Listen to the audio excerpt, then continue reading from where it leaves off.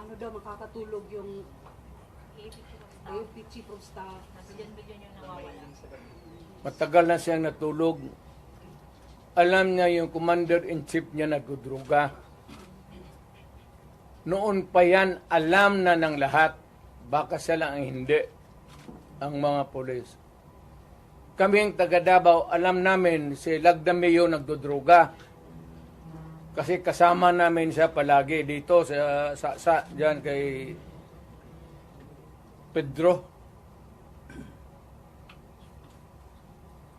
Kaya yung sip-on mag-usap kami, yung sip-on Lagdameo magtulo yan. Hindi niya alam nagtulo yung sip-on niya. Minsan gano'n na lang yan.